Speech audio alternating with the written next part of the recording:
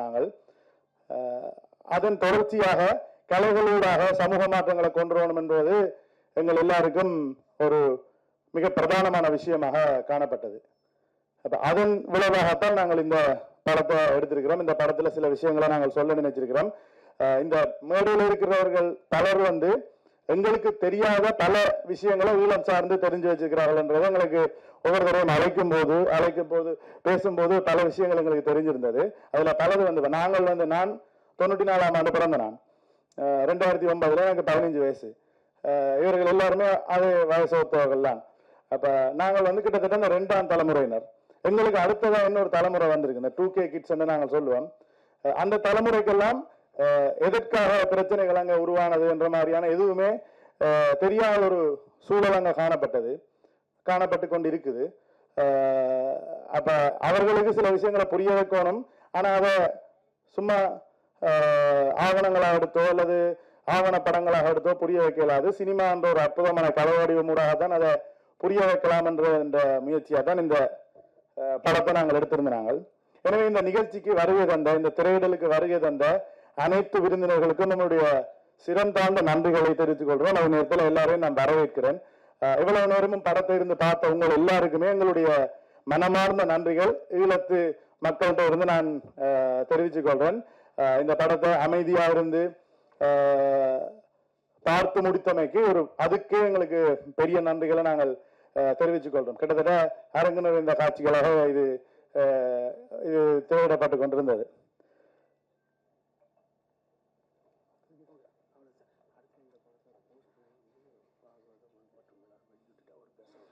தொடர்ந்து இந்த படத்தின் அறிமுக போஸ்டரை இந்த விருந்தினர்களோடு சேர்ந்து நாங்கள் வெளியிட்டு வைக்க தயாரா இருக்கிறோம். ஏற்கனவே வெளியிடப்பட்ட படம், ஆனால் ஒரு சின்ன அறிமுகத்துக்காக ஊடகங்களுக்காக நாங்கள் அந்த போஸ்டர் அந்த படத்தின் தலைப்பு தாங்கிய போஸ்டர் இப்பொழுது அங்குவார்ப்பணம் செய்கிற ஒரு நிகழ்வு அடுத்ததாக இடம்பெற இருக்கிறது.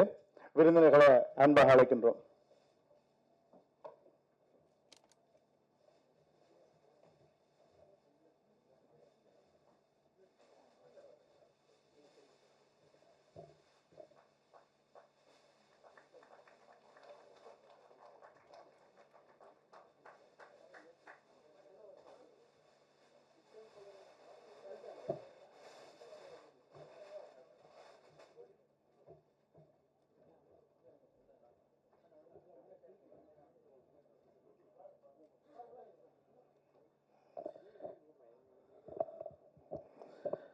சகோதரர்கள்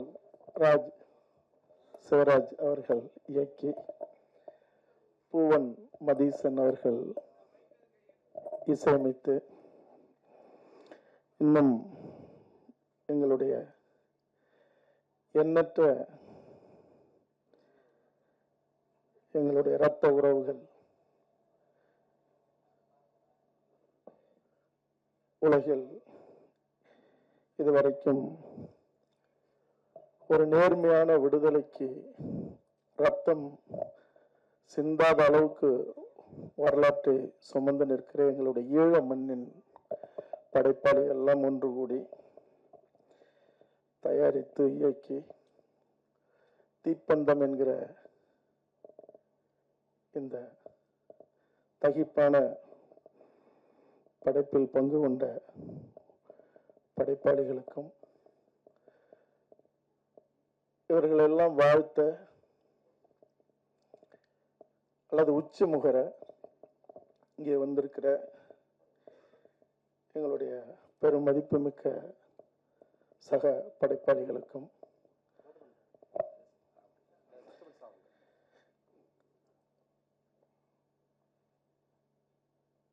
நம்மளுடைய ஈழ மண்ணிலிருந்து வந்திருக்கிற இந்த படைப்பெல்லாம் பார்த்து அவர்கள் ஒரு உறுதியோடும் ஒரு பெருநம்பிக்கையோடும் தொடங்கியிருக்கிற படைப்பை நாமளும் கொண்டாடணும், வாழ்த்தணும். உலகம் முழுக்க தமிழர்கள்கிட்ட மட்டுமில்லை, மனித இனத்துக்கு எடுத்துட்டு போகணும் அப்படிங்கிற ஒரு பெரும் வேட்கையோடு இங்கு வந்திருக்கிற நாங்கள் என்றும் மதிக்கிற எங்களுடைய ஊடக சகோதர சகோதரிகளுக்கும் உங்கள் அனைவருக்கும் என்னுடைய வணக்கம். இந்த படைப்பை அதனுடைய தரத்தை மதிப்பிடுவதை விட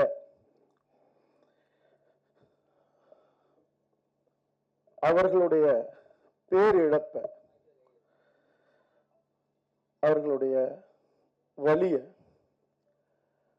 அவர்களுடைய நிலம் இழப்ப, உயிரிழப்ப எல்லாத்தையும் தாண்டி அவர்களுடைய மானம் இழப்ப அவர்கள் இப்பொழுதுதான் சொல்ல தொடங்கியிருக்காங்க. இது ஒரு முக்கியமான ஒரு தொடக்கம். அதை பதிவு செய்து இந்த உலகத்துக்கு நாங்க எவ்வளவு பெரிய உன்னதமான படைப்பாளிகள்னு அவங்க காட்ட வரல. எங்களுடைய வலியை இனிமேலாவது மனித சமூகம் உள்வாங்குங்கள், உணர்ந்து கொள்ளுங்கள் அப்படிங்கிறதுக்காகத்தான் கடல் கடந்து இங்க வந்திருக்காங்க. கிட்டத்தட்ட 50களிலே கடல் கடந்து வந்து நம்மள்கிட்ட ஆதரவு கேட்டவர்கள் தங்களுடைய இன விடுதலைக்காக. ஆனால் கலையினூடாக இன்னைக்கு நம்மளோட வந்து நிக்கிறாங்க, நம்மளுடைய உறவுகளாக, நம்மளுடைய சகோதரர்களாக. இந்த படைப்புல பேசப்பட்ட செய்திகள் மிக மிக முக்கியமானது. அவர்கள் இன்னும் கூட உறுதியாகவும் உக்கிரமாகவும் இந்த படைப்புல அவங்களால சொல்ல முடியும். ஒரு படைப்பாளியா எனக்கு தெரியும். ஆனால் இலங்கையில வெளியிடுகிற ஒரு படைப்பாக, இலங்கை மண்ணுல, ஈழ மண்ணுல வெளியிடுகிற ஒரு படைப்பாக அவர்கள் முடிந்த வரைக்கும் முயன்று இந்த படைப்புல சில செய்திகளை சொல்லியிருக்காங்க. இன்னைக்கு இருக்கிற இந்த காலகட்டத்தில் அந்த படைப்புல நீங்க தொடக்கத்திலே பார்க்கலாம். நினைவு கஞ்சி அந்த குடிக்கிற முதல் ஷாட், அது முதல் காட்சி. அது மே 18. அந்த கஞ்சிக்கு போடுறதுக்கு உப்பு கூட இல்லை முள்ளிவாய்க்கால் மண்ணுல. வெறும் குண்டுகள் மட்டுமே விழுந்தது. தாங்கள் கூட பசியாராமல் எங்களுடைய தாய்க்கும் தாய் மொழிக்கும் சமமான எங்களுடைய தமிழீழ தேசிய தலைவர் தன் படைக்கு உத்தரவிட்டது. நம்மை நம்பி இருக்கிற, நம்ம காத்து நிற்போங்கன்னு நம்மளோடு உயிரை பிடித்து கொண்டு உயிருக்கு உயிராக ஓடி வந்த நம்மளுடைய மக்கள், நம்மளுடைய பிள்ளைகள், பிஞ்சு குழந்தைகள் உயிரோடு இருக்கணும். செத்தது போகன்னு ஊற்றப்பட்ட அந்த கஞ்சிக்கு உப்பு கூட இல்லை. ஆனால் அந்த கஞ்சிய மறந்துடக்கூடாது. அந்த பெருவழியை, அந்த உயிர் வழியை மறந்துடக்கூடாதுங்கிறதுக்காகத்தான் மே 18 உலகம் முழுக்க வாழுகிற தமிழர்கள், இந்த வழியை உள்வாங்கின தமிழர்கள் இன்றும் மே 18 வசதியோடு வாழ்ந்து கொண்டிருக்கிற தமிழர்களும் கஞ்சி குடிக்கிறாங்க. ஆனால் அதை உணராத, உள்வாங்காத, அந்த மண்ணிலேயே பிறந்த ஈழ மன்னல், முள்ளிவாய்க்காக இருக்கட்டும், மட்டக்களப்பாக இருக்கட்டும், யாழ்ப்பாணமாக இருக்கட்டும், கொழும்பாக இருக்கட்டும், கிளிநொச்சியாக இருக்கட்டும், எல்லா இடத்திலும் இருக்கிற இன்றைய இளைய தலைமுறை, குறிப்பாக 15-20 வயது உள்ளவர்கள், யுத்தம் நடந்து 15 வருஷம் ஆச்சு. ஆனா அவங்கெல்லாம் இந்த யுத்தத்தை, இந்த பேரிழப்ப, இந்த பெரு ஓலத்தை மறந்து இன்னைக்கு மயக்க நிலையில கிடத்தப்பட்டிருக்கிறார்கள். காரணம் அவர்கள் மட்டும் இல்ல, அங்கு ஆள்கிற அதிகார வர்க்கமும் அது ஒரு காரணம். எல்லாத்தையும் மழுங்கடிக்கப்பட்ட ஒரு நிலையில, போதை வயப்படுத்தப்பட்ட ஒரு நிலையில, சினிமா கவர்ச்சி உட்பட, ஏன்னா அங்கேயும் இருக்கிற அஜித் விஜய் படங்களுக்கு இன்னைக்கு கிளிநொச்சிலையும் யாழ்ப்பாணத்திலையும் முல்லைத்தீவிலையும் இன்னைக்கு பாலாபிஷேகம் பண்ற, ரத்த அபிஷேகம் நடந்த அந்த மண்ணுல இன்னைக்கு அதெல்லாம் மாற்றப்பட்ட அந்த நிலையில தான் அதனுடைய விழுதாக, வேர்களாக வந்த எங்கள் வீட்டு பிள்ளைகள், எங்களுடைய சகோதரர்கள் இன்னைக்கு இதெல்லாம் மறந்துடக்கூடாதுங்கிறதுக்காக தான், அதை மீட்டெடுப்பதற்காக ஒரு புதிய தீப்பந்தத்தை இப்போதாவது தொடங்கினாதான் இனி வருகிற தலைமுறையாவது நாம எவ்வளவு பெரிய இழப்பை இழந்திருக்கோம் அப்படின்னு அவர்களுக்கு நினைவூட்டுவதற்காக இந்த படைப்பை தொடங்கி இருக்கிறார்கள். அதை தமிழ்நாட்டுக்கு வந்து தமிழ்நாட்டின் படைப்பாளிகளோட, எங்களுடைய தமிழர் தொப்புள் கொடி உறவுகளோட இதை பகிர்ந்து அவர்களை முன்னாடி சொன்னது போல தன்னுடைய திறமையை காட்ட வரல. எந்த சூழ்நிலையிலும் எங்கள் மண்ணை, எங்கள் இனத்தை, எங்களுடைய உரிமையை கைவிட்டு விடாதீர்கள், எங்களுக்காக நில்லுங்கள்னு உரிமையோட உயிரால ஒரு உயில் எழுதி தீப்பந்தமாக இங்க ஏற்றி வச்சிருக்காங்க. ஏன்னா ஒரு 15 ஆண்டுகளாக, குறிப்பாக 10 ஆண்டுகளாக இதே மேடையில் எங்களுடைய ஊடக சகோதரர்கள்ட்ட நான் சொல்லியிருக்கேன். என் உயிர் மூச்சுங்கிறது நான் முன்னாடி சொன்னது போல சந்தனக்காடை நான் படிச்சுட்டேன். முந்திரிக்காட்டில் இன்னும் தமிழரசன் வரலாறு இருக்கு.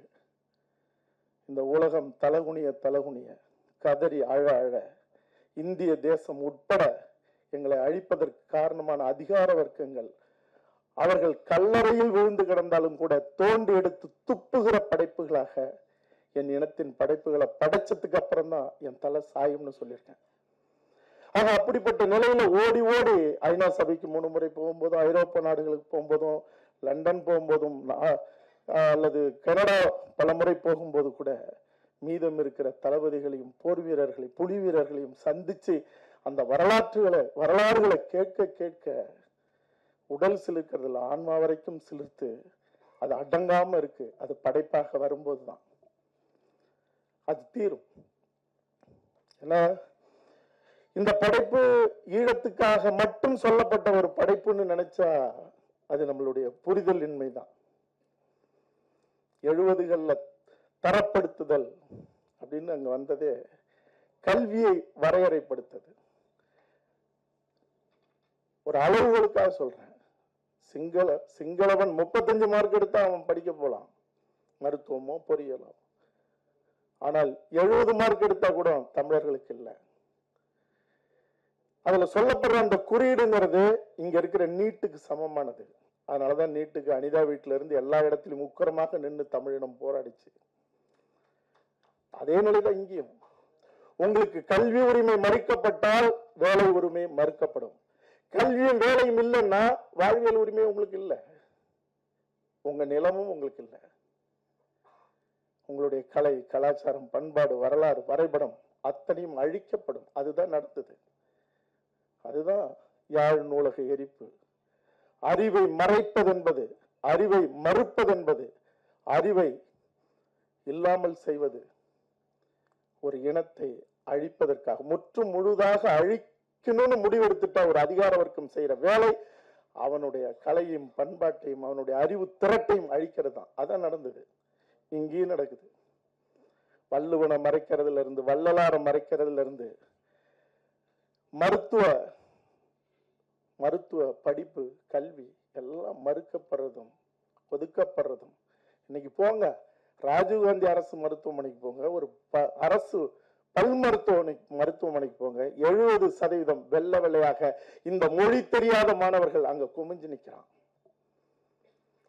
இன்னைக்கு வேகமாக 30% பிற மாநிலத்தவர்கள் உள்ள வந்துட்டான். எந்த மாநிலத்திலையும், சில மாநிலத்துக்குலாம் இப்ப மணிப்பூர்ல ஏன் சண்டை நடக்குது?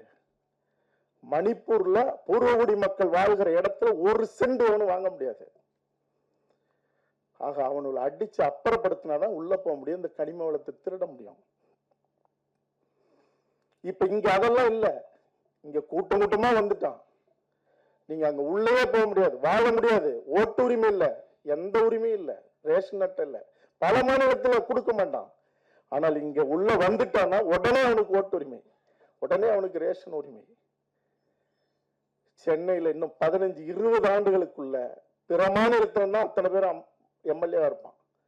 தமிழ்நாட்டில் திருப்பூர், ஈரோடு எல்லா இடத்துலையும் சரி, நீங்க எங்க போனாலும் இனி தமிழ்நாட்டின் வெற்றியை தீர்மானித்து அமைச்சர்கள் மட்டுமில்ல, சட்டமன்ற உறுப்பினர்கள் மட்டும் இல்ல, ஆளுநர் மட்டும் இல்ல, அது ஏற்கனவே அப்படிதான். ஆக ஆள்பவர்களே இன்னும் கூடிய சீக்கிரம் அதிகபட்சம் நம்ம பார்த்துட்டு சாவலாம் சந்தோஷமா. ஆக இந்த படைப்பு அதான் சொல்லுது. இந்த படைப்பா அது சொல்லுதுங்கிறத புரிஞ்சுக்கணும். அவர்களை மட்டும் காப்பாற்றுங்கள், எங்களை காப்பாற்றுங்கள், எங்களை மட்டும் காப்பாற்றுங்கள்னு அவங்க வரல. கொஞ்சம் கொஞ்சமா உனக்கு தெரியாம ஒரு தீப்பந்தம், உன் வீடு, உன் காடு, உன்னுடைய நிலம், வளம் அத்தனையும் இங்க பறிக்கப்பட்டுக்கிட்டே இருக்கு, அழிக்கப்பட்டுக்கிட்டே இருக்கு. திலீபன் நினைவாலயம்னு ஒரு இடத்துல வருது. உலகத்துல ஒரு மரணம் தரிசனமாக மாறினது, ஒரு மரணம் உலகத்திலே தரிசனமாக மாறினது திலீபனுடைய மரணம் மட்டும்தான். 12 நாள் அடம்பிடிச்சு வரான் தலைவர்கிட்ட, அடம்பிடிச்சு பல பேர் போட்டி.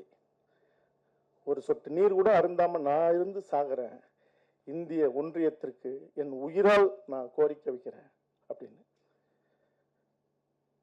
நான் நினைவு தப்புனா கூட என் நாக்குல ஒரு சொட்டு தண்ணி வச்சிடக்கூடாதுன்னு சத்தியம் வாங்கிட்டு உட்கார்றான் நல்லூர் முருகன் கோயில் வாசல்ல. 2வது நாள் பல்லு விளக்க தண்ணி தரும்போது, சாப்பிட்டா தானடா பதில் பல்லு விளக்கணும், எனக்கு எதுக்குடா அப்படிங்கிறான். 3வது நாள் உடைமாற்ற வரும்போது, சருகாக போற உடலுக்கு எதுக்குடா மாற்று துணிங்கிறான். கொஞ்சம் கொஞ்சமா நினைவு இழக்கிறான். 12வது நாள் ஒவ்வொரு நாளும் இரவு தலைவர் ஒரு தாயை போல வந்து அவன் தலையை வருடி கொடுத்துட்டு போறாரு. அப்ப கூட இந்திய ஒன்றிய அரசு அசையில. லட்சோப லட்ச மக்கள் இந்த நல்லூர் முருகன் கோயில் வாசல்ல கதறாங்க. அவன் மூச்செற்று போயிட்டானா, செத்து போயிட்டானான்னு 8வது நாள் 9வது நாள்லாம் மருத்துவர் வந்து போகும்போதெல்லாம் அலறுது கூட்டம். மருத்துவர் திரும்பி நின்று பயமில்ல, இறப்பு நிகழல, சாகலன்னு சொல்லும் போதுதான் ஆசுவாசப்பட்டிருக்கு. இரவு பகல்னு இப்படி கடந்து 12வது நாள் எந்த அசைவும் இல்லாத சருகா கிடக்கிற அந்த திலீபனை மருத்துவர் வந்து பார்க்கிறாரு. மறுபடியும் மக்கள் அந்த நெஞ்ச அடிப்பு, கதறத்துக்கான முந்தைய நிலை, முருகனையும் அவனையும் வேண்டி அப்படி தகிப்போடு நிக்கிற அந்த நொடிகள் வந்து கையை பிடிச்சு பார்க்கிறாரு. மக்கள் கத்துறதுக்கு தயாராகிறாங்க. ஆனால் அந்த மருத்துவர் வச்சுட்டு தலைவழியா அப்படி வந்து திலீபனுடைய காலை தொட்டு ஒரு மருத்துவன் கும்பிடுறான். நல்லூர் முருகனோடு சேர்ந்து அலறுது லட்சக்கணக்கான அந்த மக்கள். ஒரு மரணத்தை ஒரு மருத்துவன் அவனை காலை தொட்டு வணங்கி அறிவிச்ச ஒரே மரணம், ஒரு தரிசனம், அது திலீபன் அந்த பச்சை படுகொலையாதான் இருக்கும். அது வெறும் மரணம் இல்லை.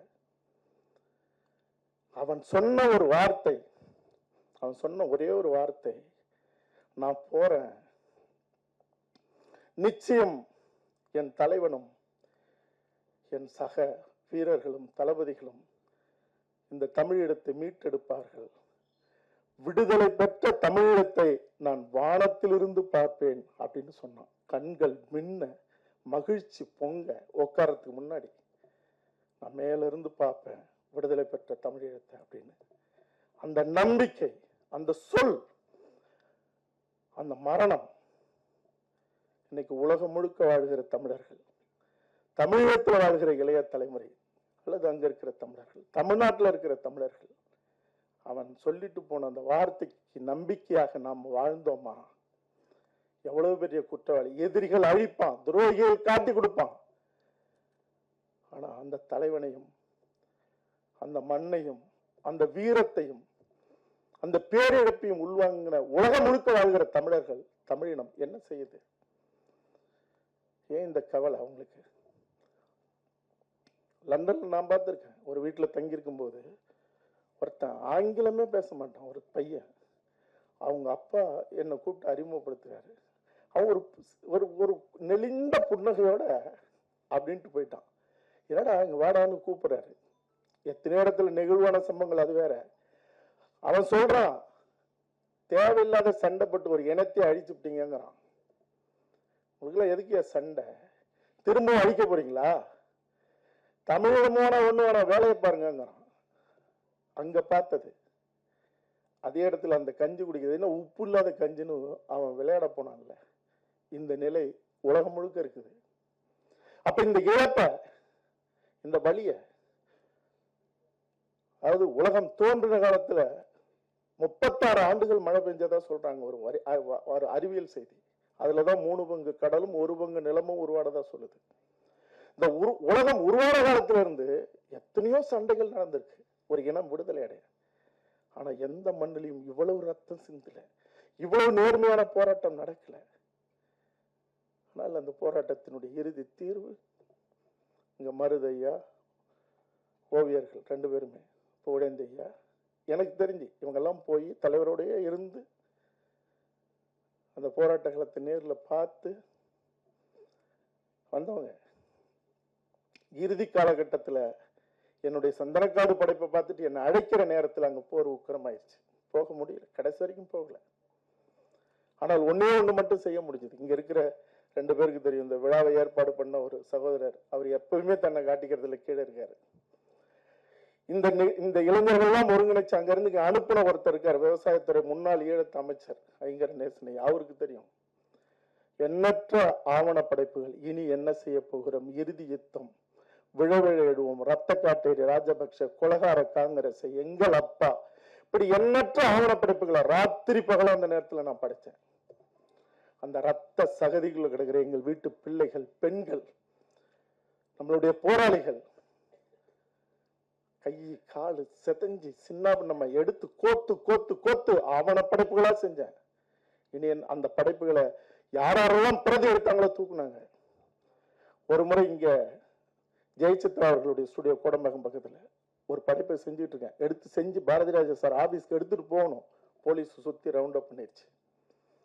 அதை மீறி இப்ப அவங்க 2 பேரும் லண்டன்ல இருக்காங்க. அதுல ஒரு சகோதரர் யோகன், இன்னொருத்தர், அவங்கள வர சொல்லி போலீஸ், நல்ல வேலை அது அது ஒருத்தர் தெலுங்குக்காரர் அங்க இருந்தார், ஜெயசித்ரா அவங்க. அது அவரு இல்ல இது வேற, இது கலைஞர் டிவிக்காக ஒரு ப்ரோக்ராம் எடிட்டிங் நடக்குதுன்ட்டாரு. அப்ப இருந்த ஆட்சி அவங்க ஆட்சி. அப்படியே வெளியில போனாங்க, இல்லாட்டினா சுத்தி வளைச்சிருந்தா அன்னைக்கு தூக்கியிருப்பாங்க. எதுக்குன்னா அப்படியெல்லாம் பெரும் பதட்டத்தோட எடுத்துட்டு வந்து ஒரு டிவிடியை கொடுத்து வேற ஒரு பக்கம் அனுப்பிட்டு இன்னொரு டிவிடி அங்க எடுத்துட்டு போறோம். அங்க எல்லாம் செல்வமணி சார், வடிவேலு, அவங்கவுங்க எல்லாம் உட்காந்துருக்காங்க. ஏற்கனவே சொல்லியிருக்காங்க, என்ன ரெடி ஆச்சான்றாங்க. இப்ப சிக்கல் ஆகுதுன்னா அது ரொம்ப தேர்தல் காலகட்டம் வேற. எடுத்துட்டு போய் கொடுத்துட்டு ஓரமா உட்காந்து அந்த மனநிலை இருக்குல்ல, இதை பார்க்கும்போது எனக்கு தோணுச்சு, அந்த ஹார்ட் டிஸ்க, அந்த படைப்பை அதை எடுத்துட்டு எப்படியாவது அதை காப்பாத்தி வைக்கணுங்கிற அந்த போராட்டம் இருக்குல்ல,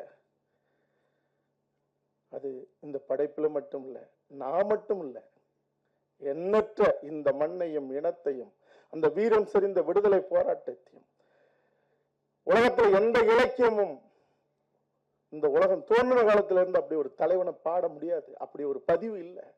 இந்த உலகம் அழிய போகிற காலத்துல கூட அண்ணன் பிரபாகரனை போன்ற ஒரு மாவீரன், பரிசுத்தமான ஒரு பெரும் தலைவன் இந்த உலகத்துல பிறக்கப்படுறதில்லை. இதுக்கெல்லாம் ஒரே தீர்வுங்கிறது நாமெல்லாம் நேசிச்ச இந்த வரலாறை சொல்லணும் அடுத்த தலைமுறைகிட்ட. படைப்புகளை ரொம்ப உயிரா நேசிச்சார் அண்ணன் பிரபாகரன் அவர்கள். இங்க இருந்து போற எல்லா படைப்பையும் பார்த்துருவார், உலக படைப்புகளே பார்ப்பாரு. படைப்புகள் போதும், அது படையை வளர்க்கும்னு சொன்னவர், அப்படி வளர்த்தவர். படைப்புகள் மட்டும்தான் நெருப்பு அணையாம பாதுகாக்கும், தீப்பந்தத்தை போல. அதனால இன்னைக்கு உலகத்துல ஈரானிய படைப்புகள் ஒரு 10 ஆண்டுகளுக்கு முன்பே பெரும் பரபரப்பை ஏற்படுத்துச்சு. அதுக்கப்புறம் எதுவுமே இல்லை. நாளைக்கு உலகத்தை ஆட்டி படைக்கிற படைப்புகள் அல்லது சம்பவங்கள், வரலாறுகள், வீரம் செறிந்த எத்தனையோ நிகழ்வுகள், எத்தனையோ தளபதிகள், உலக சினிமாவை மட்டும் இல்ல, உலகத்தையே உலுக்கெடுக்கிற படைப்புகள் கொட்டி கிடக்கிற இடம் எதுனா எங்களுடைய ஈழமண். அதனால ஒரு பக்கம் அது அறவழி போராட்டமாக இருக்கலாம். இந்த உலகம் பாராமுகமாக போனால், நான் சொல்றேன், மீண்டும் அந்த மண்ணுல ஒரு யுத்தம் தொடர்வதை, அந்த யுத்தத்தின் மூலமாக அந்த இனம் விடுதலை அடைவதை இந்த உலகத்துல எந்த அதிகார வர்க்கத்தாலும் தடுக்க முடியாது. 15 ஆண்டுகள் கடந்துருச்சு. யுத்தம் தான் நடக்கணும், சத்தம் தான் இங்க கேட்கணும், ரத்தம் தான் இங்க வடியணுங்கிறது ஒரு காலமும் அறம் சுமந்த எந்த தமிழனும் ஏற்க மாட்டான். எனக்கும் அந்த எண்ணம் இல்லை. ஆனா இந்த உலகம் வேடிக்கை பார்க்க 34 நாடுகள் சேர்ந்து அடிச்சு சிதைச்சு முடிச்ச அந்த மண்ணுக்கான நீதியை இந்த உலகம் தரலன்னா அது இயற்கை வழிகாட்டும். அது வேற வழியே இல்லை. அப்படி அப்படி ஒண்ணு நடந்தா அது தமிழனை சாராது. அந்த பழி இந்த உலகத்தை தான் சாரும். அது ஒரு பக்கம்னா இன்னொரு பக்கம் படைப்புகள் கலையின் மூலமாக எந்த இரும்பு கதவையும் அடிச்சு உடைச்சு உருக்கி சாம்பலாக்கி கொண்டு போய் நிறுத்துற அல்லது அதுக்கான தீர்வை தருகிற இன்னொரு களம் எதுனா அது படைப்பு களம். அது கவிதையா இருக்கலாம், காட்சியா இருக்கலாம், திரைப்படமாக இருக்கலாம். ஆக இப்படி ஒரு தீப்பந்தத்தை ஏந்தி தொடங்கி வச்சிருக்கிற என்னுடைய இரத்த சொந்தங்கள், என்னுடைய சகோதரர்களுக்கு அத்தனை பேருக்கும் என்னுடைய மனம் நெகிழ்ந்த நன்றிகளையும் வாழ்த்துக்களையும் சொல்லி இணைஞ்சு நிற்போம். எல்லாத்திலையும் வாழ்த்துக்கள். நன்றி, வணக்கம்.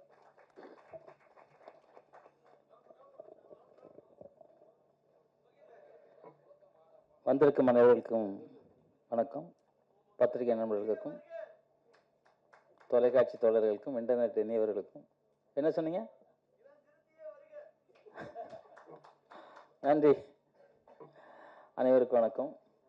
தீப்பந்தம் அது நான் நினச்சி வந்தது என்னென்னா, ஒரு அடித்தடியாக இருக்கும், விட்டு குத்தாக இருக்கும்னு நினச்சிட்டு வந்தேன் வரும்போது. அப்புறம் இது பார்க்கும்போது பார்த்தா அவங்கக்கிட்ட இருந்து என்ன தெரியுதுன்னா, அவங்கள பொறுத்த வரைக்கும் டைரக்டர் தயாரிப்பாளருக்கு என்ன தெரியுதுன்னா, ஒரு சமாதானமாக இருக்கலாம் அப்படிங்கிற மாதிரி தோணுது எனக்கு. உண்மைதானே? இல்லை, சமாதானம் வேண்டாம். ஓகே. ஏன்னா நான் இப்போ வரும்போது தான் ஒரு புக்கு படித்தேன். ஏலத்தை பற்றி ஒரு 800 ரூபாய்க்கு ஒரு புக்கு வாங்கினேன். அப்பவும் வாங்கினேன், இப்போ படித்து பார்த்தேன். அப்போ நம்ம தமிழர்கள் என்னென்ன கொடுமைப்படுத்தி செத்தாங்க அப்படிங்கும்போது அது படிக்கும்போது நமக்கு ஒரு மாதிரி ஆயிடுச்சு. இப்போ கௌதம் சார் மிக அற்புதமாக பேசுனாங்க. நமக்கு அந்த அளவு பேச தெரியலன்னா கூட, என்னை பொறுத்த வரைக்கும் ஒரு ஜப்பானில் அணுகுண்டு போட்டாங்க. ஒரு பொண்ணு துணியை கழட்டி போட்டு நிர்வாணமாக ஓடிச்சு. அதோட அந்த சண்டையை உலக நாடுகள் நிறுத்திச்சு. அதெல்லாம் கம்பேர் பண்ணும்போது இலங்கையில் நடந்த சண்டை பார்த்தீங்கன்னா, உலகம் அத்தனையும் இலங்கை தமிழர்களுக்கு பாதுகாப்பாக நின்றுக்கணும், நிற்கலை. அப்போ உலகம் இல்லை. அவங்க எதுக்காக ஆசைப்படுறாங்க. இப்போ ரஷ்யாவுக்கும் உக்ரைனுக்கும் சண்டை நடக்குது, இஸ்ரேலுக்கும் காசாவா அங்கே சண்டை நடக்குது. போட்டுக்கிட்டே இருக்கானுங்க குண்டை. இவன் எல்லாம் நல்லா இருக்கானுங்க, அந்த மக்கள் தான் செத்துக்கிட்டு இருக்காங்க. ஏன்னா அதிபர் யாராவது செத்துருக்காங்களா? யாரும் சாகலை. சாகிறதுலாம் மக்கள் மக்கள் மக்கள் தான், அவ்வளோதான்.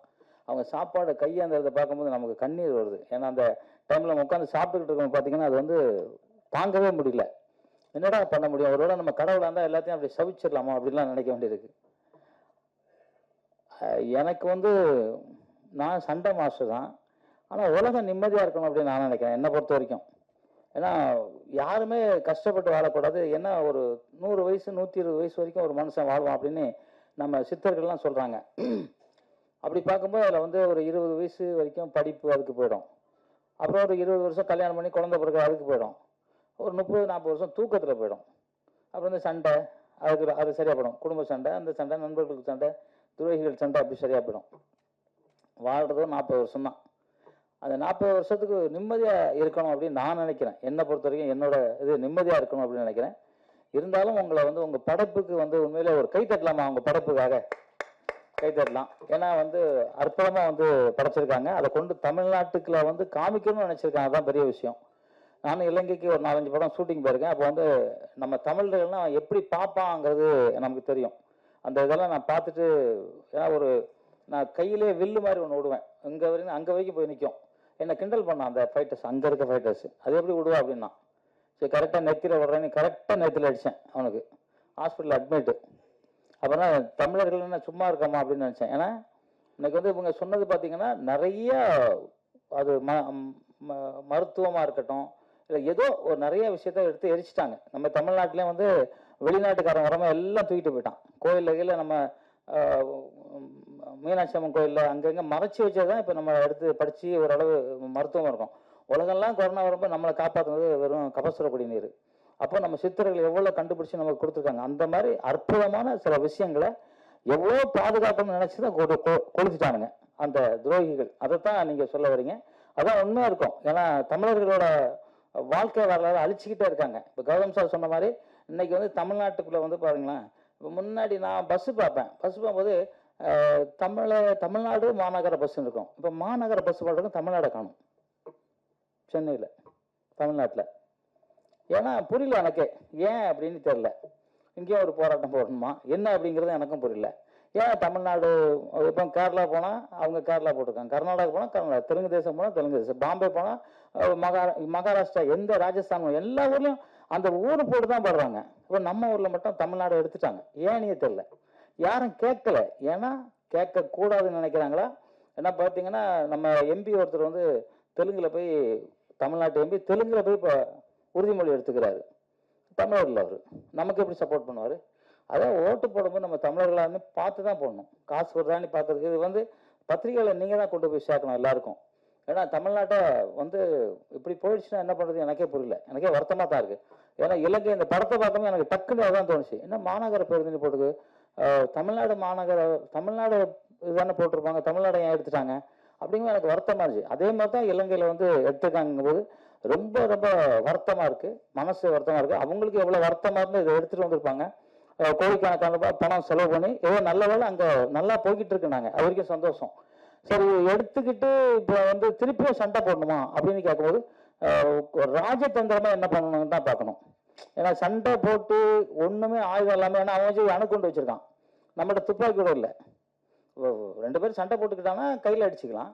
அவன் கத்தி வச்சா நம்ம கத்தி எடுக்கலாம், அவன் துப்பாக்கி எடுத்தா துப்பாக்கி எடுக்கணும். அவன் வந்து ராக்கெட்லேருந்து குண்டு போட்டான்னா நம்மகிட்ட அந்த குண்டு போட்டால் மட்டும்தான் நம்மளும் போர் பண்ண முடியும். இல்லை அவன் வந்து நம்ம கையை கூட்டிட்டு எப்படி போர் பண்ண முடியும்? அப்போ அதுக்கெல்லாம் நம்ம தயாரானா தான் திருப்பி ஒரு போராட்டம் பண்ண முடியும். முடிய இப்போ போய் கண்ணை கட்டிட்டு ட்ரெயின் வருது, நான் ட்ரெயினை நிறுத்திடுவேன். நம்ம என்ன இவரா தெலுங்கு நடிகர் என்ன பாலகிருஷ்ணன் ட்ரெயின் அப்படி முறுத்துருக்கு, அதுக்கு எவ்வளோ கஷ்டம் இருக்கு. ஸோ அந்த மாதிரி எல்லாம் ஆராய்ச்சி பண்ணணும். நம்ம போர் பண்றதை விட இனிமே இந்த தமிழனை எப்படி வாழ வைக்கணும், இந்த தமிழன் உலகம் முழுவதும் தலை நிமிர்ந்து எப்படி வாழணுங்கிறத நீங்க எல்லாமே சிந்திக்கணும். என்னோட வேண்டுகோளும் அதுதான். ஏன்னா நம்ம வந்து போராடிக்கிட்டு யாரோ 20 கிட்ஸா அது மாதிரி விட்டு மாட்டி விட்டு சண்டை போடுங்கடா அப்படின்னு விட. ஏன்னா அந்த ஃபர்ஸ்ட் சீன்ல உப்பே இல்லை சாப்பாடு, கஞ்சி கொடுக்குறாங்க. அந்த கஞ்சி குடிக்கிறது தான் ஒரு ஓப்பனிங் சீனு. அப்புறம் எல்லாம் பாருங்க குண்டை போட்டு ஏதோ அந்த கண்டுபிடிக்கலாம் அவனை இல்லாம ஆத்தணும்னு பாக்குறான். யாரு கூட இருக்க துரோகி தான், கூட நண்பர் மாதிரி டெய்லி வந்து உட்காந்து பேசுறதுதான் போட்டு விட்டு அவன் தான் பண்றான் கடைசியில். அதானே துரோகி தானே, நண்பன் இல்லை. நண்பனே வச்சிருந்து பார்த்தா அவன் வந்து அது மாதிரி அவன் தான் போடுறான். அதனால நம்ம வந்து பாத்திரம் அறிஞ்சு பிச்சை போடணுங்கிறது. நான்லாம் கூட பாத்திரம் அறிஞ்சு பிச்சை போடாம நிறைய மாட்டிருக்கேன். அதனால நம்ம எளிமையா இருக்கிறவங்க பாத்திரம் அறிஞ்சு பிச்சை போட்டு எல்லாரும் எப்படி எங்கெங்க வைக்கணுமோ அதை வைக்கணும். இப்போ தமிழ்நாட்டிலே வந்து பாத்தீங்கன்னா இப்போ எங்க எம்ஜிஆர் நகர் பாத்தீங்கன்னாக்க காலையில அப்படியே ஒரு 3:30 மணிக்கு எழுந்துச்சு வந்தா எல்லாம் ஹிந்திக்காரங்களா போறாங்க. இப்போ 10 மணிக்கு போனா எல்லாம் ஹிந்திக்காரங்களா தான் போறாங்க. தமிழர் ஆளை காணும், எங்க இருக்காங்கன்னு தெரியல. எல்லாம் சாராயம் பாத்தீங்கன்னா 6 வயசு பொண்ணை கற்பழிச்சான், 3 வயசு பொண்ணை கற்பழிச்சாங்களாம். தண்ணி அடிக்கிறதுனால அவன் மூளை கெட்டு போச்சு. அவனுக்கு குழந்தை எது, அம்மா எது, ஒரு தெய்வம் எதுன்னு கூட தெரியாம கற்பழிச்சிருக்கான். டெய்லி பாத்தீங்கன்னா நியூஸ் பார்த்தா பிரேக்கிங் நியூஸ் மாதிரி வந்துகிட்டே இருக்கு. நமக்கு அவ்வளவு வருத்தமா இருக்கணும். சாராயம் குடிக்கிறது மட்டும்தான் இந்த அத்தனை பேரும் கெடுதல் அப்படின்னு நினைக்கிறோம். அந்த சாராயத்தை கொடுக்கறத விட்டு தொலைங்களேன். இந்த அரசாவது வந்து சாராயம் காய்க்கிறத வச்சு சாராயம் தயார் பண்றத காய்க்கிறது இல்லையோ அதை விடுங்க, வரி போடுங்க, ஒவ்வொரு வீட்டுக்கு அந்த எக்ஸ்ட்ரா வரி போடுங்க. அரசு நடத்துறதுக்கு உங்களுக்கு வந்து காசு இல்லை. அப்ப என்ன பண்ணோம், வரி தான் இப்போ போட்டுக்கலாம். கரண்ட் பில் ஏறி இருக்கு, வீட்டு வரி ஏறி இருக்கு, அது மாதிரி நடந்தா வரி உட்கார்ந்தா வரின்னு போடுங்க. போட்டுட்டு இந்த சாராய கடை ஒழிங்க. ஏன்னா மக்கள் நல்லா இருக்கணும். கஞ்சா அப்படின்னு இல்லை, நிறைய சாராயமே பிடிச்சி ரோட்ல டான்ஸ்லாம் ஆடுறாங்க, பஸ் அப்படி நிறுத்திக்கிறாங்க. அந்த பாலா படம் பார்த்தோம்னா பஸ்ஸை நிறுத்துறான் தண்ணி அடிச்சு. இப்போ நானே நினைப்பேன், என்னடா கார் அப்படி எடுத்துனா காரை ஏற்றணும்னு நினைப்பேன், மேலே ஏற்றணும் தான் தண்ணி அடிச்சானா அப்படி தோணுது. ஏன்னா அதனால அதெல்லாம் மறந்துடணும். நீங்க தான் போராடணும், பத்திரிகையாளர் தான் போராடணும். ஆமா நீங்க தான் போராடணும். நாங்க உங்க கூட நிற்போம். இல்லை நாங்க போராடுறோம், நீங்க எங்க கூட இல்லைங்க. இல்லைங்க எல்லாமே சொல்றேன். அதான் நீங்க தான் சொல்றீங்க கஞ்சா அப்படின்னு சொல்றீங்கல்ல. ஓகே, இப்ப இலங்கை மேட்டருக்கு வருவோம். இலங்கை வந்து தமிழர்களே இல்லாத அளவுக்கு ஆக்கிட்டாங்கல்ல. புரட்சி தலைவர் தானே தெரியுமா, நாங்க தான் இருந்தேன். அதே மாதிரியே நீங்க வந்து இங்கேயும் அந்த மாதிரி இருக்கு. தமிழர்களை எங்கேயுமே அழிச்சிடக்கூடாது. தமிழருக்கு தமிழர்கள் ஒத்துழைப்பா இருக்கணும் அப்படின்னு தான் நான் சொல்றேன். தமிழருக்கு தமிழர்கள் ஒத்துழைப்பா இருங்க, அப்பதான் நம்ம நாடு நல்லா இருக்கும், எல்லாரும் சந்தோஷமா இருக்கும். இல்லை எங்க நடந்தாலும் சரி சண்டை நடந்துட்டு தான் இருக்கு, நம்ம பார்த்துட்டு தான் டெய்லி பார்க்குறோம். சண்டை சாப்பிடும் போது பார்க்கும்போது கண்ணு கலங்குது, ரத்த கண்ணீரா வெடிக்கிறோம். அது மாதிரி சமாதானமா இருக்கணும் உலகம் ஃபுல்லா அப்படின்னு நினைக்கிறேன். எல்லாருக்கும் எல்லாம் கிடைக்கணும். இறைவன் எல்லாரும் படைச்சது 10 மாசத்துல எல்லாருக்கும் எல்லாம் கிடைக்கணும்னு நினைச்சு இந்த விழா ரொம்ப சிறப்பா அங்கிருந்து இங்க வந்திருக்காங்க. அவங்களுக்கு நான் மீண்டும் ஒரு பாராட்டுதலை சொல்லிட்டு, நீங்க பணம் போட்டுக்க, அந்த பணத்தை நிறைய எடுத்து உங்க குடும்பத்தையும் மற்ற மக்களையும் காப்பாற்ற உங்களுக்கு நாங்களும் தமிழர்களா துணை நிற்போம் சொல்லிக்கொண்டு, எப்பவும் சொல்ல மாதிரி உலகத்திலே மூத்த மொழி என் தாய்மொழி தமிழ் மொழி, அந்த தமிழ் வாழ்க, தமிழ் வெல்க, தமிழன் வென்றே தீர்வான். நன்றி, ஜெய்ஹிந்த். தமிழீழ போராட்ட வரலாற்றில் போராட்ட காலத்திலேயே அந்த மண்ணில் போராளிகளால் எண்ணற்ற குறும்படங்கள் எடுத்து உலகளவில் கொண்டு சேர்த்திருக்கிறார்கள்.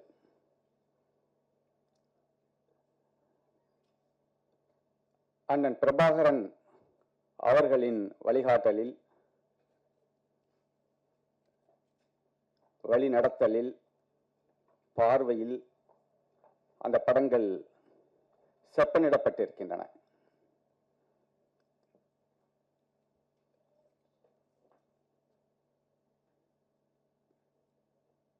அதன் மூலம் அந்த காலத்திலேயே உணர்வு பெற்றவர்கள், உள்வாங்கியவர்கள் இருக்கிறார்கள். 2 முழு நீள படங்கள் அவர் காலத்திலேயே எடுக்கப்பட்டிருக்கின்றன. தமிழீழ சினிமாவின் முன்னோடி என்று அந்த படங்களை சொல்லக்கூடிய அளவிற்கு இருந்தன. தமிழ்நாட்டிலிருந்தும் கலைஞர்கள் சென்றார்கள், தொழில்நுட்ப வல்லுநர்கள் சென்றார்கள். அப்படி அந்த படங்கள் எடுக்கப்பட்டன. 12/6/2005 அன்று, இன்றைக்கு 11/6, 12/6/2005 சரியாக 20 ஆண்டுகளுக்கு முன்பு அண்ணன் பிரபாகரன் அவர்கள் இந்த திரைப்பட உருவாக்கம் குறித்து, திரைப்பட ஆக்கம் குறித்து உரையாடுகின்ற பொழுது, என்னிடம் உரையாடுகின்ற பொழுது,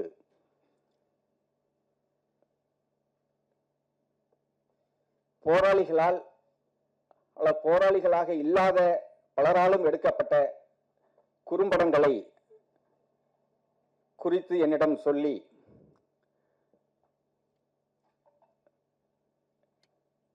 அந்த படங்களை பலவற்றை நானும் பார்த்திருக்கிறேன் அந்த மண்ணில். அப்படிப்பட்ட அந்த படங்கள் அவர்களுக்கு தெரிந்த அளவில் எடுத்துக் கொண்டிருக்கிறார்கள். புரிந்த அளவில் இருக்கக்கூடிய தொழில்நுட்ப வசதிகளை வைத்து, அறிந்து கொண்ட தொழில்நுட்ப அறிவை கொண்டு அந்த திரைப்படங்களை எடுக்கிறார்கள்,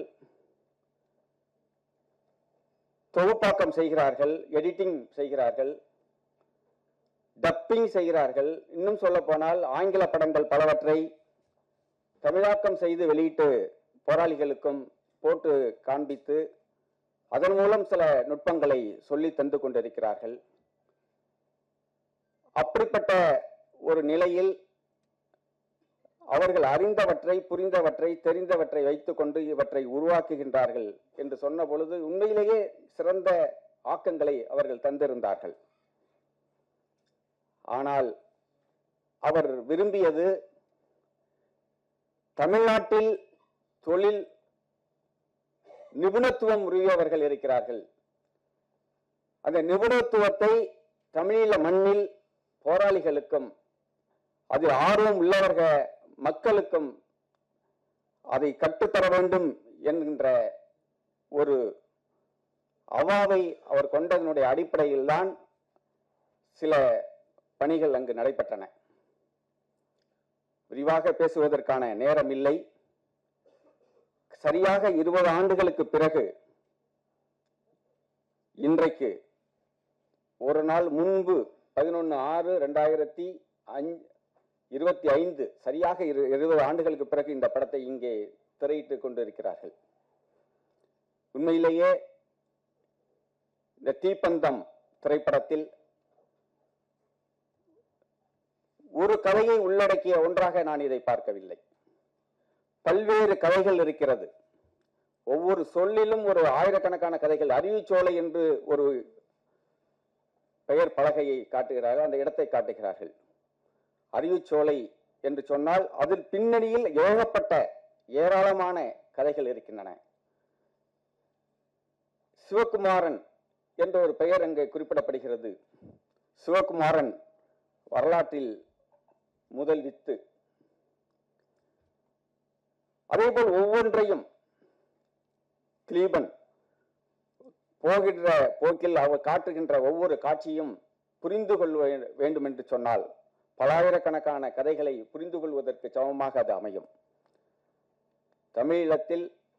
தமிழீழ போராட்ட களத்தில் மட்டுமல்ல, இன்றைக்கு கூட ஏராளமான கதைகளை அங்கே எடுத்துக்கொண்டு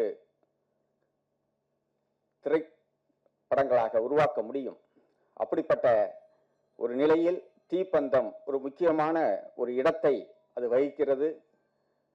இன்றைக்கு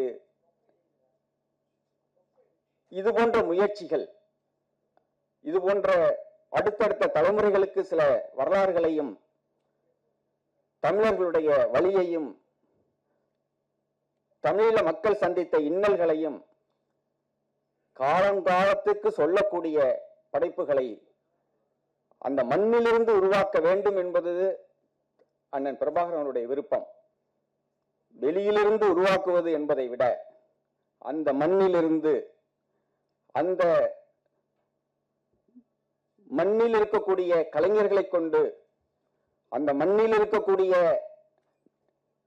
நடிகர்களை கொண்டு அது உருவாக்கப்பட வேண்டும் என்று அவர் விரும்பினார். அந்த அடிப்படையில் இந்த திரைப்படத்தில் வருகின்ற நடிகர்கள் அல்ல, சாதாரண அந்தந்த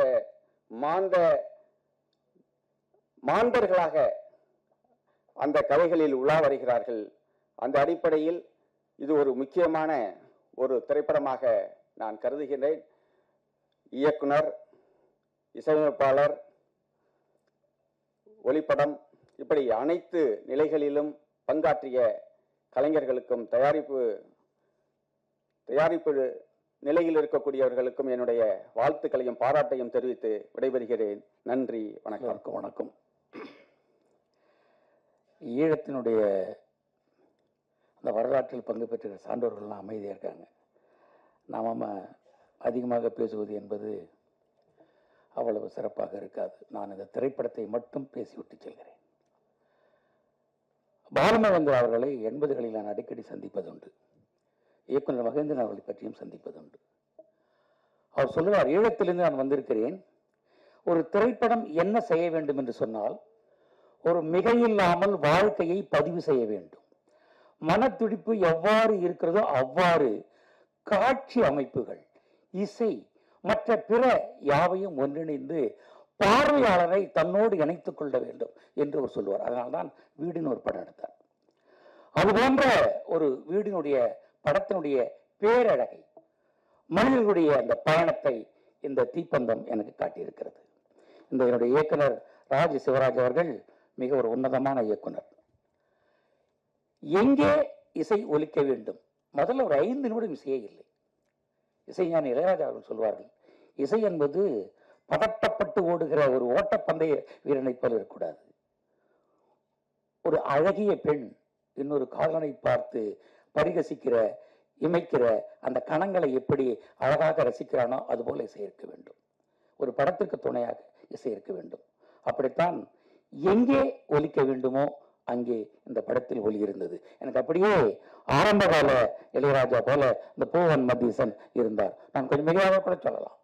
ஆனால் அவனுடைய நுட்பம் இந்த படத்தில் எனக்கு தெரிந்தது. ஒளிப்பதிவு யாரான்னு பார்த்தேன், கமல்.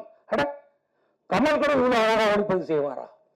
இலங்கையிலே ஒரு கமல் இருக்கிறார் என்பது பெரிய மகிழ்ச்சி. எடிட்டர் அருண் ஜோகதீசன் ஒரு நதியினுடைய போகிற போக்கில் இந்த படத்தை காட்சி துணுக்குகளை அழகாக வைத்து பெரிய திருப்பங்கள், பெரிய சூட்சுமங்கள் எதுவும் இல்லாமல் ஒரு இலங்கையினுடைய பேரழகை, இழந்து போன தன்னுடைய கனவுகளை, இழந்து போன தன்னுடைய அந்த ஈரத்தை அழகாக ஒரு குறியீடு மூலமாக தீப்பந்தம் என்று சொல்லியிருக்கிறார். பந்தம் என்றால் உறவு, தீ என்றால் அகத்தி.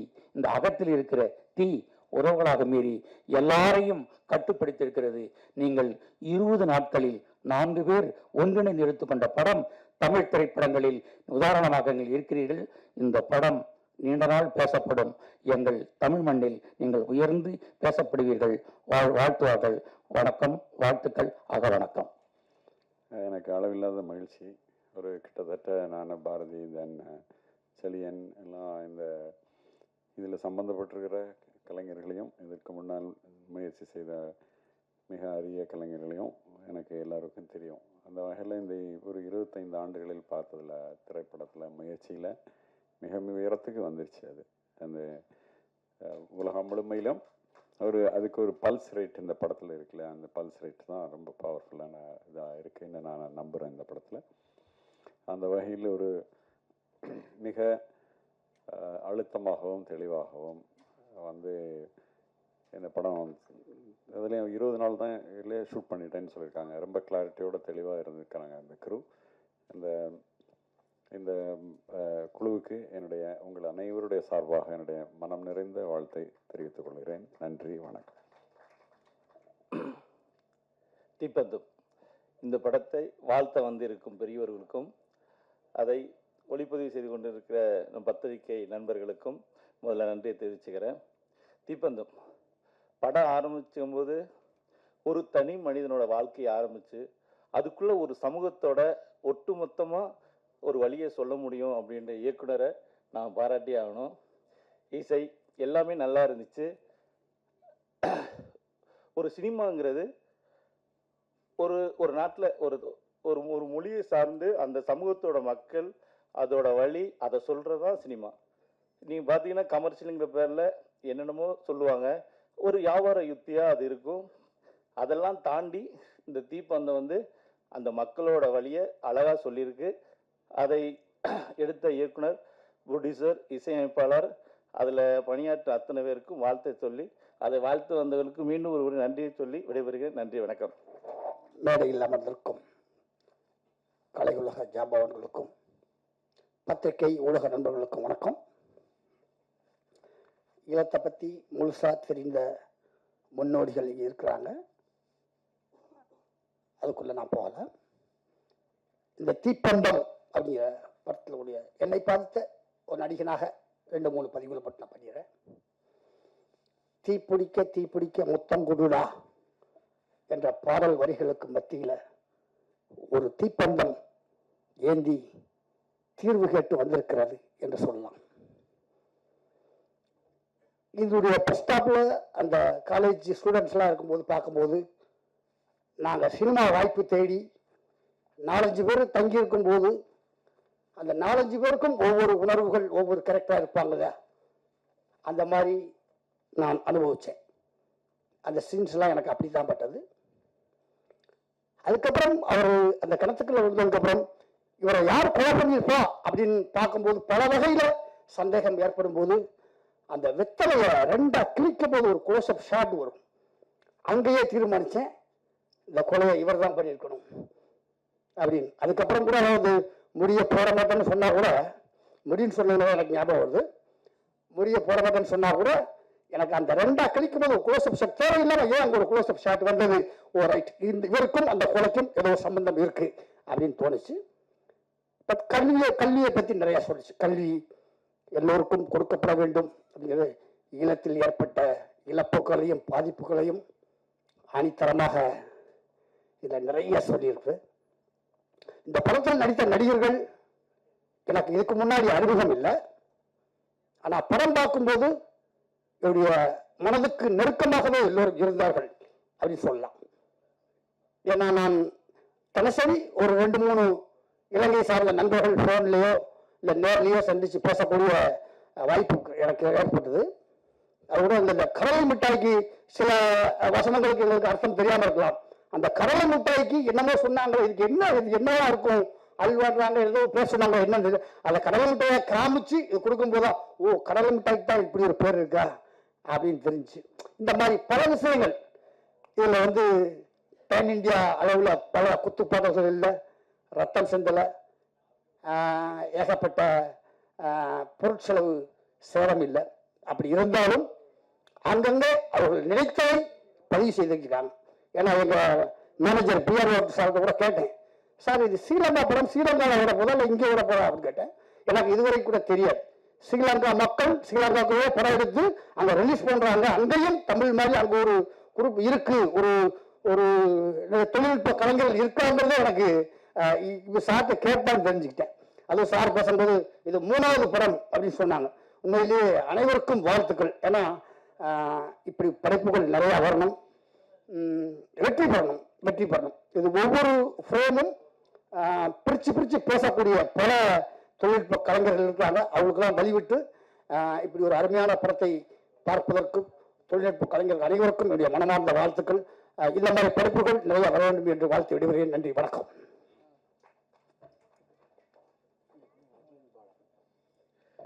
நன்றி. கடலமிட்டவர்கள் வணக்கம். பொதுவாக நான் ஒரு தடவை ஒரு தெருவழியாக போனாலே 2வது தடவை போக மாட்டேன். ஆனால் நம்முடைய ஊடக நண்பர்கள் தினசரி கிட்டத்தட்ட எங்கள் பிரசாத் லேபுக்கு இந்த மாதிரி நிகழ்ச்சிகளை பார்த்து அதை பதிவு செய்கிறது எவ்வளோ சிரமமான வேலைன்னு எனக்கு தெரியும். அதுவும் இவ்வளோ நேரம் பொறுமையாக உட்காந்து கேட்டு அதை பதிவு செய்கிறீங்க. உங்கள் அனைவருக்கும் என்னுடைய நன்றி. இந்த திரைப்படம் பல விஷயங்களை உடைக்குது, பேசுதிருக்கு. உலகம் முழுக்க 2 நூலகங்கள் வரலாற்றில் எரிக்கப்பட்டிருக்கு. ஒன்று கிரேக்கத்தில் அலெக்சாண்ட்ரியா நூலகம், அடுத்து யாழ் நூலகம் தான். எகிப்தில் அலெக்சாண்ட்ரியாவும் தான். அலெக்சாண்ட்ரியா பற்றிய நூலகம் பற்றின சில குறிப்புகள் கிளியோபாட்ரா படத்தில் வந்திருக்கு. ஆனால் அதை ஒட்டியான முழுமையாக படம் வந்திருக்கான்றது எனக்கு தெரிஞ்சு இல்லை. முதல் முறையாக ஒரு நூலகம் எரித்ததை பற்றிய ஒரு திரைப்படம் உலகத்தில் முதல் முறையாக இந்த தீப்பந்தம் செஞ்சிருக்கு. அதுக்காக நம்ம எல்லாரும் கைத்தட்டலாம். ஒவ்வொரு இனத்துக்கும் ஒரு தன்னியல்பான ஒரு குணம் உண்டு. தமிழர்களுக்கு என்று மிக முக்கியமான குணம் அது வரலாற்றை கடத்துறது தான். வரலாற்றை அடுத்த தலைமுறைக்கு கடத்துறதுல தமிழன மாதிரியான ஒரு அதுக்கு உண்டான ஒரு தன்னுணர்வு தாண்டின ஒரு செயல் வேற எந்த இனத்துக்கும் எனக்கு தெரிஞ்சு இல்லை. அந்த விதத்துல ஒரு வரலாறை எரியறது மிகப்பெரிய கொடுமையான செயல். ஒரு கிராமம் எரியுது மாதிரி இல்லை, 100 மனிதர்கள் எரியதை விட ஒரு புத்தகம் எரிகிறது மிகப்பெரிய வேதனையான விஷயம். அப்படி ஒரு நூலகம் எரிந்து போறதுங்கிறது எவ்வளவு மனிதர்கள் ஒவ்வொரு கதைகளுக்குள்ளேயும் ஒவ்வொரு வார்த்தைகளுக்குள்ளேயும் எத்தனை உயிருள்ள விஷயங்கள் எரிந்து போகுதுங்கிறது தான் அது அவ்வளவு சீக்கிரம் உணர முடியாது. அந்த வலியையும் வேதனையும் தான் ஒரு சமூகம். அதனாலதான் ஒரு 100 பேர் அழிக்கிறத விட ஒரு புத்திசாலித்தனமா ஒரு நூலகத்தை அழிக்கணுன்ற ஒரு எண்ணத்தை அந்த தீய மனசுல அவர் உருவாயிருக்கு. அப்படிப்பட்ட ஒரு ஒரு வரலாற்று முக்கியத்துவம் துயரமான சம்பவத்தை இந்த படம் பதிவு செஞ்சிருக்கு. இந்த படத்துல உண்மையில ரொம்ப நாளா ஒரு பெரிய வருத்தம் இருந்தது. ஏன்னா இதே அரங்கில் நான் பல ஈழம் சார்ந்த திரைப்படங்களை பார்த்துருக்கேன். உலகத்துல போர் சார்ந்த திரைப்படங்கள் பலது வந்திருக்கு, விடுதலை போராட்டம் சார்ந்த பல படங்கள் வந்திருக்கு. அல்ஜீரியா விடுதலை சார்ந்து பேட்டில் ஆஃப் அல்ஜியர்ஸ் படம் எடுத்திருக்காங்க. அவ்வளவு அந்த வரலாற்றை அவ்வளவு துல்லியப்படுத்த. ஆனால் இந்த நாட்டை சேர்ந்து வரல. அவர் ஜிலோ போர்ட்டோவிகா அப்படின்றவர் பிரான்ஸ் நாட்டை சேர்ந்தவர். கிலோ போர்ட்டோவிகான்ட்டு அவ்வளவு ஏன் ஈழ விடுதலை சார்ந்த ஒரு திரைப்படம் அங்கிருந்து உருவாகல அப்படிங்கிறது மிகப்பெரிய கேள்வியா இருந்தது எனக்குள்ள. என்ன அங்க சொல்றதுக்கு அத்தனை விஷயங்கள் இருந்தது. ஒரு உலகத்தரமான திரைப்படத்தை மூலமாக அந்த வரலாற்று வேதனையை கொண்டு போகும்போது எது ஐநா சபையில அவர்கள் காதுல ஒலிக்காததோ அவர்களை இந்த படம் உணர்த்தும் அப்படின்னு நினைச்சேன். ஏன்னா உலகத்துல நிறைய பேர் ஈரான் ஈராக்னாலே அவர்கள் இந்த பிம்பத்தை மாற்றி அடிச்சது தான் ஈரானிய திரைப்படங்கள். அப்படி ஈழ மக்களுடைய வரலாற்றையும் வேதனை இன்னும் சிக்கலானது. அது அவ்வளவு சீக்கிரம் புரிஞ்சிக்க முடியாது. அது வெறும் ஒரு நாட்டுடைய விடுதலை போராட்டம் மட்டுமே இல்லை, ஒரு ரஷ்ய புரட்சி மாதிரியோ அல்லது கியூப விடுதலை மாதிரியோ இல்லை. ஈழ விடுதலைங்கிறது வந்து ரொம்ப அதுல உள்ளடுக்குன்ற மிக சிக்கலான விஷயம். அதை வந்து எல்லாருக்கும் எவ்வளவு சீக்கிரம் புரியும். அதனாலதான் வந்து இந்திய பாராளுமன்றத்துக்கு இன்னும் அது சரியாக அங்க இருந்து நமக்கு ஆதரவு குரல் வராததுக்கு காரணமே அதுதான். அங்க சரியாக எடுத்து சொல்ல சரியாக ஆள் இல்லை. அது ஒரு கலை செய்யும், ஒரு சிறந்த கலை. நாளைய வரலாற்றுக்கு உலகத்தின் மூலமாக உலக மக்களுக்கு ஒரு சிறந்த கலையாக தான் சொல்ல முடியும். களத்துல வந்து ஒரு போராளி இருக்கிறதும் ஒரு கலைஞன் இருக்கிறதும், கலைஞன் ஒரு படத்தை உருவாக்குறதும் ஒரு ரெண்டு பேருமே சமமானவர்கள் நான் நினைக்கிறேன். ஏன்னா வந்து நாளைக்கு 1000 பேருக்கு சொல்லக்கூடிய விஷயம். அப்படிப்பட்ட இந்த படத்துல பணி செஞ்ச ஒவ்வொருத்தருமே மிகச்சிறந்த பணியை தன் வாழ்நாள் சிறந்த பணி செஞ்சிருக்காங்க. நான் இவ்வளவு நாள் ஏன் இந்த படங்கள் வரலையே, ஏன் இந்த வேதனையை சரியா சொல்லலையே அப்படின்னு நினைச்சிருந்தப்போ இந்த தீப்பந்தம் என்னுடைய வேதனைக்கு முற்றுப்புள்ளி அமைச்சிருக்கு. அவ்வளவு சிறப்பான வகையில வந்து மிக முக்கியமாக பல அம்சங்கள் இந்த படத்தை வந்து எனக்கு ரொம்ப பிடிச்சிருந்தது. உங்கள்கிட்ட நிறைய திறமை இருக்கலாம், நிறைய அறிவு இருக்கலாம், எவ்வளவு சிறந்த விஷயங்கள் இருக்கலாம். ஆனா கலை மூலமாக நீங்க அது எல்லாத்தையும் கொட்டிட முடியாது. உணர்ச்சிங்கிறது கொட்டிடுறது இல்லை. கலைங்கிறது அதை எவ்வளவு செறிவா, எவ்வளவு உள்வாங்கி, எவ்வளவு அளவுல அந்த விஷயங்களை நீங்க வெளியே சொல்றீங்களே அப்படின்ற அந்த ரித்தம் தான் வந்து கலையோட மிக ஆதாரமான செயல். இந்த படத்துல அந்த அளவுக்கு திரைக்கதை வந்து ரொம்ப அழகா செதுக்கியிருக்காங்க. எடுத்த உடனே வந்து எல்லாத்தையும் அவங்க சொல்லிடுறாங்க. எதை பற்றின இந்த திரைக்கதை அப்படிங்கறத வந்து நாசுக்கா ரொம்ப சில ஷார்ட்ஸ்ல மட்டும் அந்த பிலிம் இதுல பார்த்துட்டு அதுக்கப்புறம் கதை வேறொரு திசையில பயணிச்சு ஒரு கட்டத்துக்கு வந்ததுக்கு அப்புறம் தான் இந்த கதையை வந்து ரொம்ப அருமை வந்து அதுவும் சட்டிலிட்டியா ஒரு ஆவணப்படுத்துதல் அப்படிங்கிறது எவ்வளவு முக்கியமான செயல் அப்படிங்கிறத ரொம்ப சட்டுலா ரொம்ப அழகா கலைக்கான அத்தனை குணங்களோட திரைக்கதையை வந்து ரொம்ப நிதானமா நிறுத்தி அழகா அளவெடுத்த மாதிரி இதை கொண்டு போற அந்த ஆற்றல் இருக்குல்ல, அந்த ஆற்றல் மிகச்சிறந்த ஆற்றல். அந்த ஆற்றல் வந்து அதுதான் உலக சினிமாவாக வெளிப்படுத்தக்கூடிய ஆற்றல். அப்படிப்பட்ட ஆற்றல் வந்து ரொம்ப அழகா திரைக்கதையில மட்டும் இல்லாம ஒளிப்பதிவுல ரொம்ப பிரமாதம் பண்ணியிருக்காங்க. பர்டிகுலரா அந்த கிணத்துல இருந்து அந்த பாடியை வெளியெடுக்கிற 2-3 ஷாட்ஸ் இருக்குல்ல, எக்ஸ்ட்ராடனரி. எப்படி எடுத்தாங்கன்னு தெரியல, ரொம்ப அழகா ரொம்ப யோசனை பண்ணி இந்த இமேஜ் இப்படிதான் வரணும் அப்படிங்கறத முன்கூட்டியே தீர்மானிச்சு அதை ரொம்ப அழகா எடிட் பண்ணிருக்காங்க. ரொம்ப அழகா பெரிய எடுத்தது மட்டுமே இல்ல, கட் பண்ணா வந்து அந்த முழுசா வெளியெடுக்கிறது காமிக்காம அந்த 4 பேர் தூக்கிட்டு போறது மட்டும் காமிச்சு ரொம்ப அழகா பதிவு இமேஜஸ் வந்து வட்டமா அது கடத்துல இருந்து எட்டி பாக்குறது. பல இடங்கள்ல ஒரு உலகத்தரமான ஒரு ஒளிப்பதிவுக்கு இவர்கள் வந்து முயற்சி செஞ்சு அதை அருமையான வந்து எடிட் பண்ணியிருக்காங்க. எல்லாம் எனக்கு ரொம்ப பிடிச்சது மியூசிக் தான், பிரமாதமான விஷயம். உண்மையிலே இந்த தமிழ்நாட்டில் வந்து இருந்ததுன்னா அடுத்து ஒரு ஏஆர் ரஹ்மான் அல்லது வந்து ஜி பிரகாஷ் அளவுக்கு வந்து ஒரு தமிழ் திரைப்படங்கள்ல உருவாக்கக்கூடிய இசையமைப்பாளர். ஏன்னா பின்னணி இசை வந்து ரொம்ப வித்தியாசமான இசை. இந்திய தலைவருக்கான ஒரு இசைக்கருவிகளை பயன்படுத்துற விதம் அவர்கிட்ட வந்து ரொம்ப திறமையா இருக்கு. குறிப்பாக அந்த சஸ்பென்ஸ் த்ரில்லர் காட்சிகள்ல அவர் அந்த வயலினை பயன்படுத்துற விதம் வந்து ரொம்ப பிரமாதம், எக்ஸலன்ட். அதே மாதிரி சவுண்டும் அந்த த்ரில்லர் மூடுக்கு வந்து சவுண்ட் எஃபெக்ட்ஸ் வந்து பொதுவாக நம்ம ஈழப்பிரச்சனைகள் சார்ந்த படங்கள் வரும்போது எந்த இடத்துல அவங்க வீக்கா இருப்பாங்கன்னா 2 இடங்கள் வந்து திரைக்கதையும் அப்புறம் வந்து தொழில்நுட்பங்கள் 2 இடத்துலயும் வந்து வீக்கா இருப்பாங்க. ஆனா இந்த படத்துல வந்து ஸ்ட்ரெயிட் ஆப்போசிட்டா அந்த இடத்துல ரொம்ப அழகா ரொம்ப மெச்சூர்டா ரொம்ப பிரமாதமா அந்த இடத்த கடந்திருக்காங்க. அந்த சவுண்டு வந்து பிரமாதம். டெக்னிக்கலா வந்து சவுண்டு, இசை, திரைக்கதை இது 3மே இந்த படத்துல மிகச்சிறந்த விஷயங்கள். இவர்கள் வருங்காலத்துல ஒரு உலகத்தின் தலை சிறந்த படத்தை இயக்கிறதுக்கு தகுதியான ஒரு குழு அப்படிங்கிறது இந்த படத்தின் மூலமாக வெளிப்படுது. தீப்பந்தம் அப்படிங்கிறது தொடர்ந்து மிகப்பெரிய ஒரு வெளிச்சத்தை இந்த சமூகத்துக்கும் இந்த உலகத்துக்கும் காட்டும். அதன் மூலமாக வரலாற்றில் ஈழம் சார்ந்த எத்தனையோ வேதனையான உணர்ச்சிகள், வேதனையான விஷயங்கள் வந்து இந்த உலகத்துக்கு கொண்டு செல்லப்படும் அப்படின்னு நான் உறுதியாக நம்புறேன். நன்றி. அனைவருக்கும் வணக்கம். 3 நிமிடத்தில் முடித்துக் கொள்கிறேன். நேரமின்மை காரணமாக இந்த தொழில்நுட்ப கலைஞர்களை தோழர் ராசி அழகப்பனும் அஜயன் பாலாவும் பேசியதை நான் வழிமுறுகிறேன் உள்ளன்போடு. நாங்கள் ஈழத்தை சார்ந்த நண்பர்கள் எழுத்தாளர்களை பார்க்கும் போதெல்லாம் ஒன்றை சொல்வது வழக்கம். தம்பிகளே, இயக்கம் விட்ட இடத்தை இலக்கியம் தொடர வேண்டும், கலை தொடர வேண்டும். அரசியலை உலக அரங்கில் கொண்டு போய் சேர்ப்பதில் ஏதோ ஒரு தவறு நிகழ்ந்து விட்டது. கலையும் இலக்கியமும் அதை செய்ய வேண்டும் என்று வலியுறுத்தி கொண்டே இருப்போம்.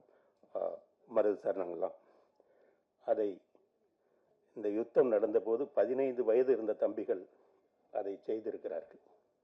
அனைவருக்கும் உங்கள் சார்பாக வாழ்த்துக்கள்.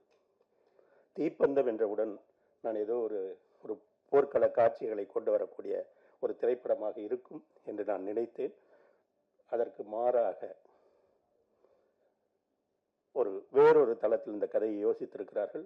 வன்முறை என்பது அறிவுசார் தளத்தில் நிகழ்த்தப்படுகிற வன்முறை, அதாவது கல்வி தரப்படுத்துதல், நூலகத்தை எரித்தல் என்கிற ஒரு ஆவணத்தை மிக அழகான கதையாக்கியிருக்கிறார்கள்.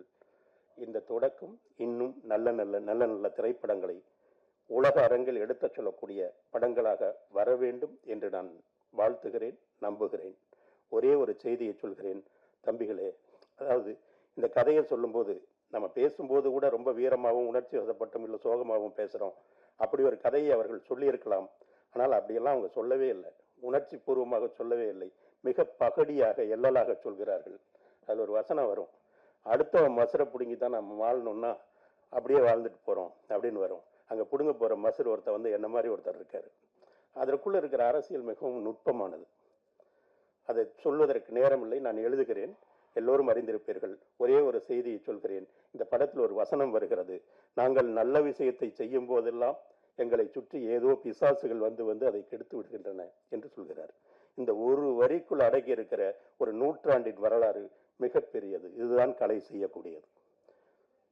தோழர்களே, நண்பர்களே, தம்பிகளே, இங்கும் நாங்கள் ஏதாவது நல்ல விஷயத்தை செய்ய நினைக்கும் போதெல்லாம் ஒரு பிசாசு கூட்டம் 2000 ஆண்டு காலமாக தடுத்து கொண்டே இருக்கிறது. இப்போதும் செய்கிறது. இங்கே அறிவுசார் தளத்தில் நிகழ்த்தி இருக்கிறது. கௌதமன் தொட்டு சென்றார், இங்கே கல்வித்துறையில் எப்படி நிகழ்த்தப்படுகிறது என்று. நீங்கள் எடுத்திருக்கிற படம், கலை ஒரு வரலாற்றை, ஒரு காலத்தை எப்படி ஆவணமாக்க வேண்டும் என்பதற்கான எங்களுக்கெல்லாம் ஒரு பாடம். தொடருங்கள். வாழ்த்துக்கள். நன்றி.